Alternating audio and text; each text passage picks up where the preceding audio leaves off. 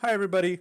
My name is Bogdan. I am a physical therapist. I've been working in the home health setting for about 2 years, and I've been in the profession for about three.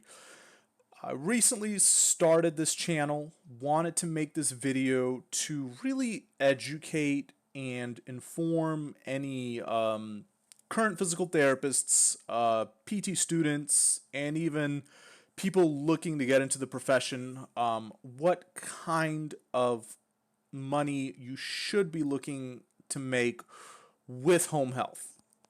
Now, one thing to keep in mind is that this is from a physical therapist point of view.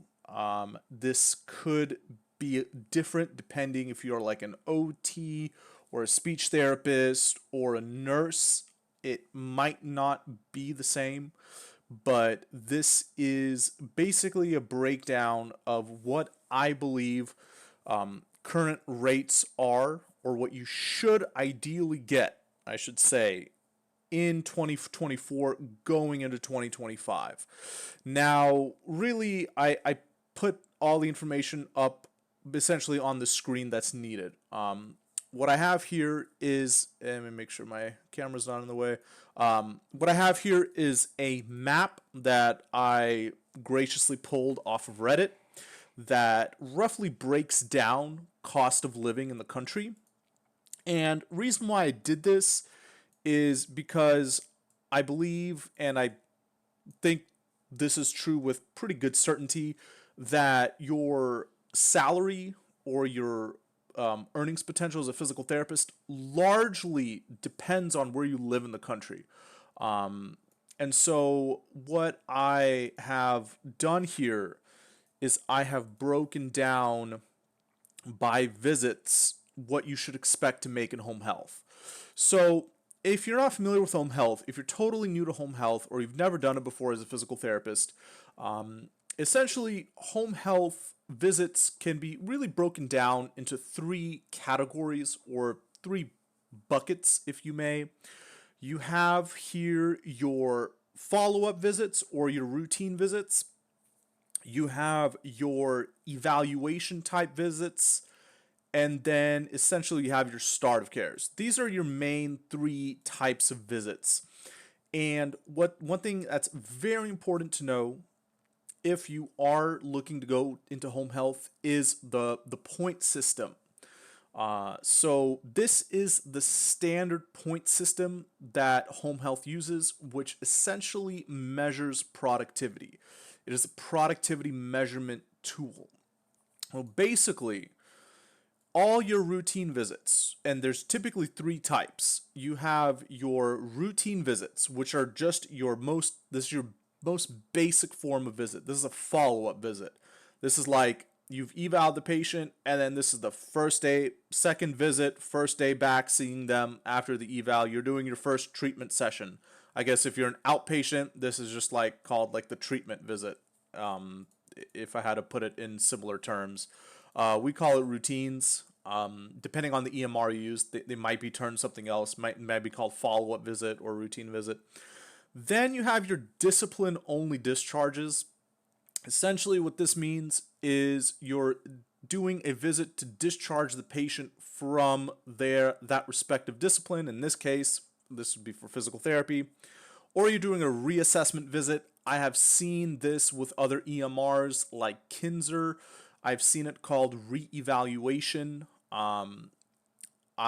Although in home care home base, so Kinzer and home care home base are the two main EMRs, pretty much the majority of agencies in the country use.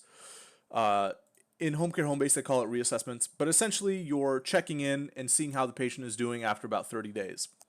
So for all these basic forms of visit, I've added in the approximate time frame it should take to do all these visits.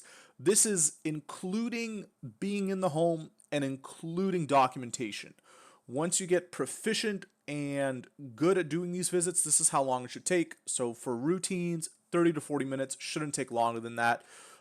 Sometimes it might fall outside of that depending on what happens. For instance, I had to do a discharge, which should only take about 40 minutes. The visit actually took me about an hour because the family had requested a pretty I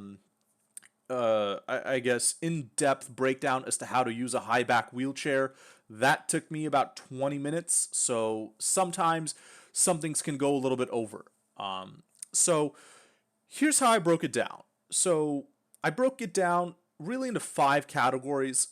But here's the thing, there's a lot of leeway between this. So what you see here is on this map is relative cost of living by county, and it's broken down into low cost of living, and I've matched it with the color, medium cost of living, high cost of living. In the map here, they use very high cost of living, very, very high cost of living, and then they have very, very, very high cost of living. I've clumped up the very and the double varies together just for simplicity's sake, because honestly, there's probably between these two, there's probably this is where there's kind of a lot of like wiggle room. You know, there might be a lot of overlap. So in low cost of living areas, these are your pretty rural areas in low population states. You know, we're looking maybe at like Tennessee, or I don't know, I don't even know. Kind of, I'm honestly I'm kind of bad at all my states, but or like Colorado or Indiana, or you know like Mississippi, kind of states where incomes aren't that high. More rural states. Primarily, this is going to be a low cost of living area. And this is what you should ideally strive to get in a low cost of living area.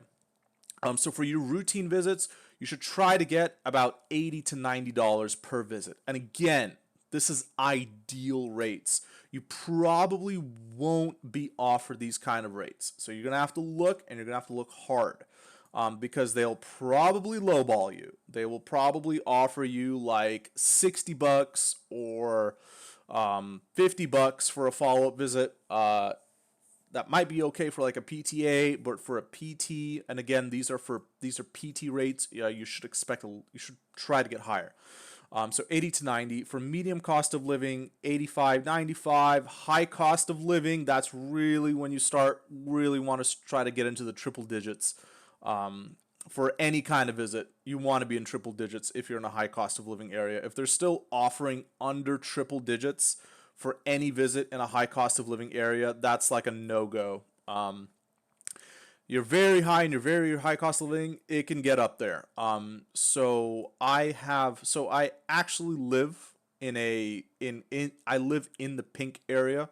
So this is the very, very high cost of living, and you should expect rates in the low hundreds, but not around 100, 110. It should be, I would really kind of want at least mid to low 110s, if not 120s, 130s. The next category of visits is basically your evaluation type visits. There's typically 3. Or there's the evaluation. There's essentially I would rather more term it as the 1.5 point visits. So as you can see, these visits are worth a half point more than the routine visits. They typically take a little longer to complete. I would put these more at the 40 to 50 minute range. Your main visit is evals / discharges.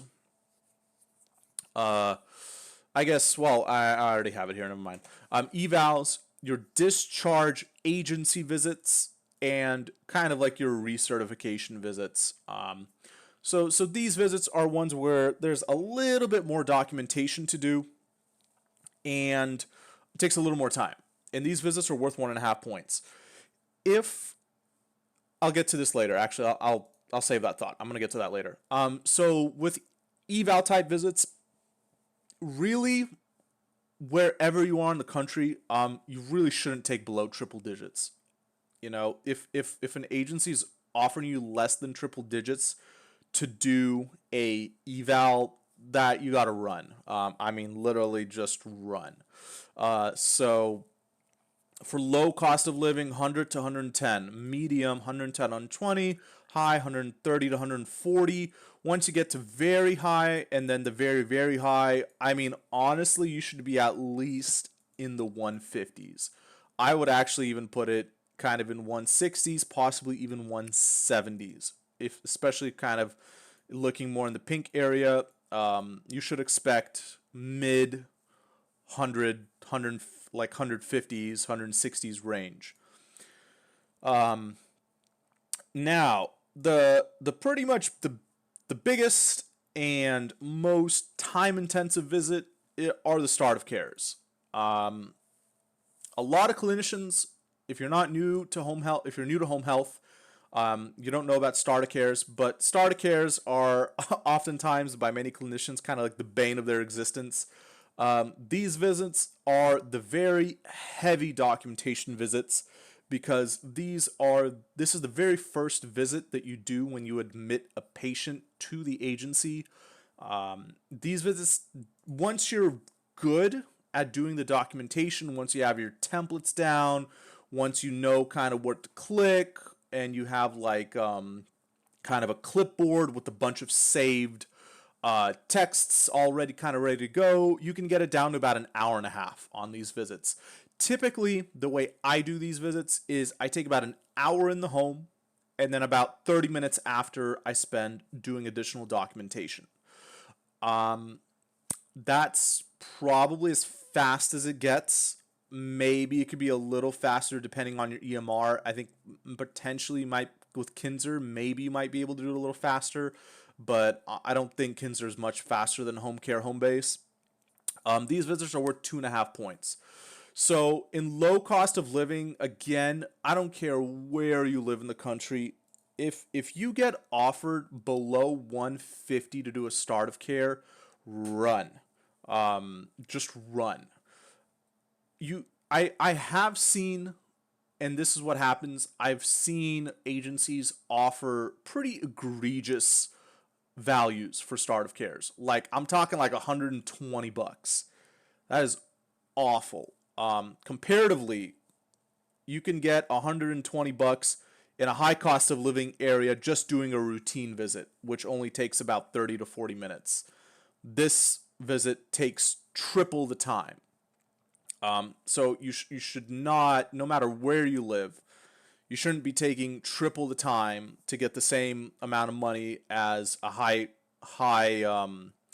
cost of living area. Only taking 30 minutes. If an agency only offers you like $120 to do a start of care, that's a no go. Don't even bother. Like, don't even. I wouldn't even negotiate an agency like that.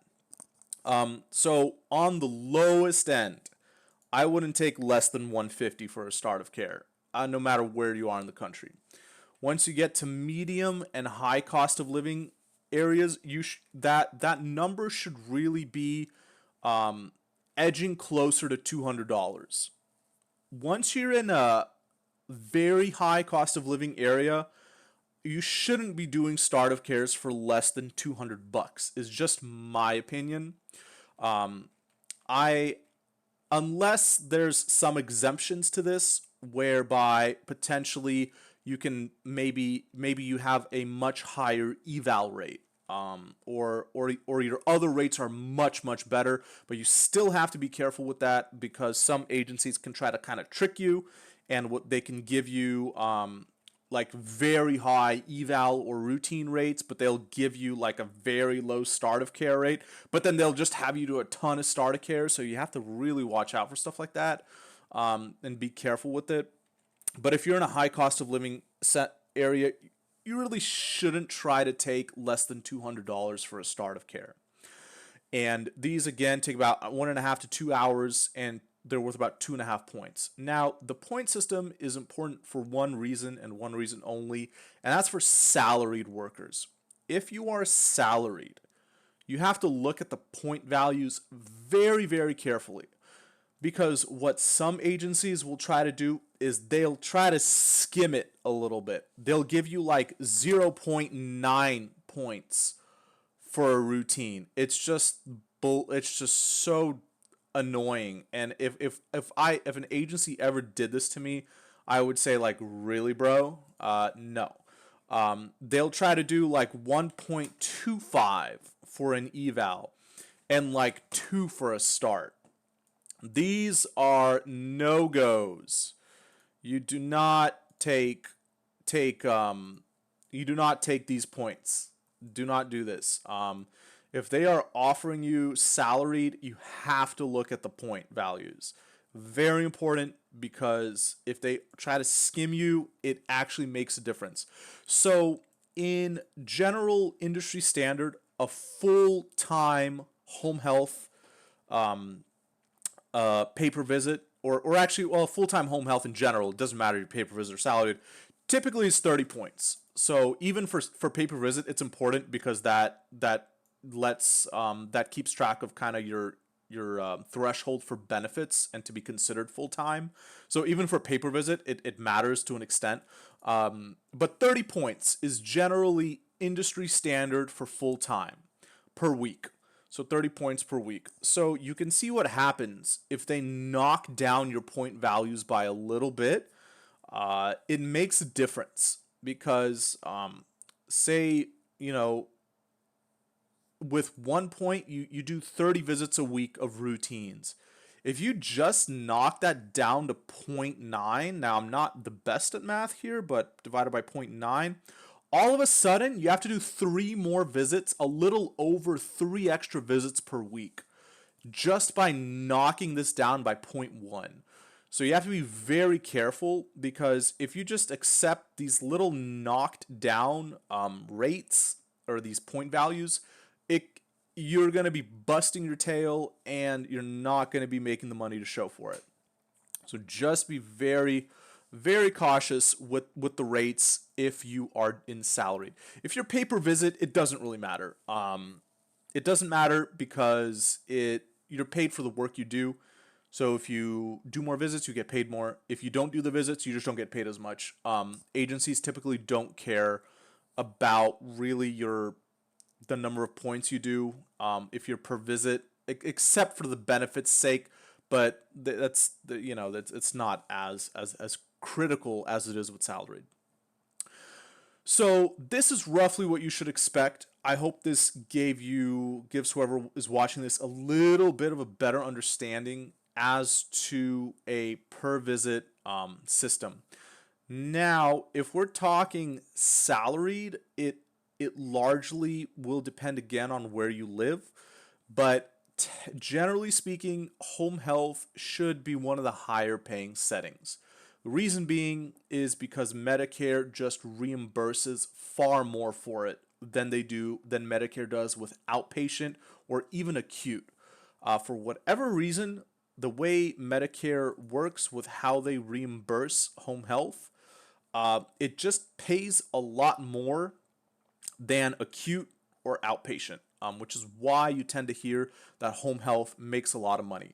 Travel is the other good option to really make kind of the most money. Reason why travel is good is because it's basically, well, you're a contract worker. Companies are forced to pay extra to get immediate help right away, because they can't hire on a full-time worker, and that immediate help right away costs extra money, and you also get a stipend generally for housing, and it's a non-taxable stipend, so that also is really nice. For salary, though, this is where I don't know as much. I would say for high cost of living, let me move this over. For kind of this high cost of living and very high cost of living, I wouldn't take less than about 150 per year. That's kind of, again, that would maybe be like my limit, but I wouldn't take less than 150 per year, and it would largely depend on their productivity standards. If they give you those skimmed point values, then you can definitely try to get more. If you're like in a medium cost of living, I'd even maybe bump this to like 170, Medium, I'd maybe do like 150. Low cost of living, maybe like around 120. I'm just not as well aware about salary because salary just isn't as common um, of a of a unit that I use to kind of gauge home health rates. But I would definitely look at the rates you're given very carefully.